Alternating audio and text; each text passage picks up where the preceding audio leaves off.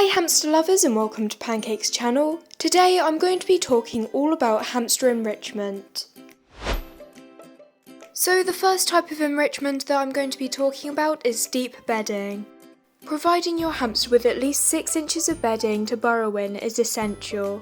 This is because it will allow them to express their natural behaviours.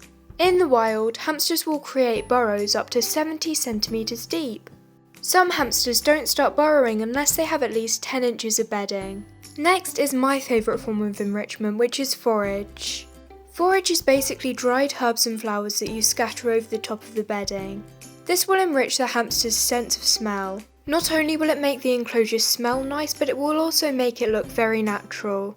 You will most likely be able to find forage at your local pet store or online on Etsy. It's very important to research for yourself to see whether the ingredients in it are safe or not. I would recommend putting a layer of soft, dust-free Timothy orchard grass or meadow hay over the top of the bedding. That way if you scatter food over the top of it, it will make it more difficult for the hamster to get to, which will enrich their natural foraging behaviours. Another thing you can add to enrich their natural foraging behaviours are sprays. These are dried plants and seeds. These are great as they allow your hamster to pick the seeds off of the plant.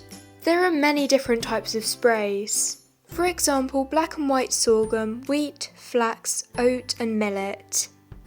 Pancake's favourite type of spray is sorghum. Another thing that will enrich their foraging behaviours is scatter feeding their food mix around the enclosure. This is because the hamster will have to search for their food, which will occupy them. You could also try making some DIY foraging toys. This one can be made using a toilet roll tube, toilet paper and their food mix. This will make them work for their food, which will keep them occupied. It will also enrich their natural foraging behaviours. The next enrichment you can provide your hamster is different substrates. These will enrich your hamster's sense of touch. For example, beach chips, cocoa coir, cork granules, corncob bedding, and orchard bark.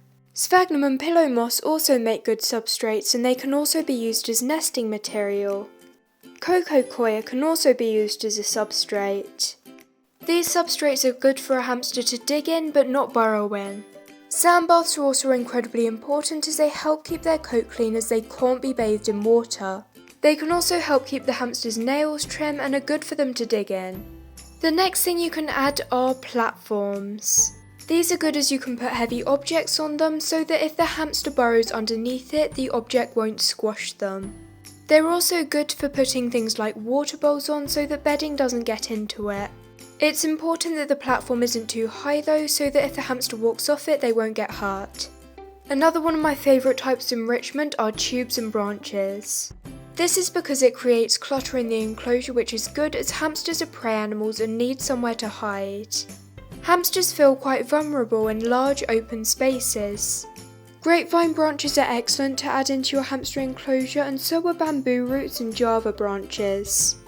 Cork logs also offer a nice place for your hamster to hide and they look very natural.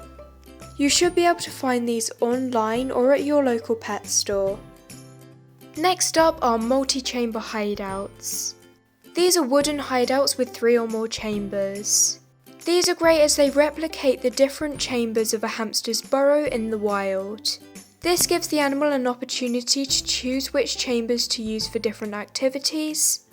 For example, they can use one hideout to go to the toilet and one hideout to store their food. You can get these online, but you can also make them out of cardboard. And finally, one of the most important types of enrichment, which is hideouts. This is where a hamster will usually decide to start their burrow. Plus it's most likely where they'll spend most of their time as hamsters don't like to be out in open space. It's important to have multiple hideouts in the enclosure so a hamster can choose where they want to stay. There are lots of different materials that they can be made out of. For example, ceramic, terracotta and wood.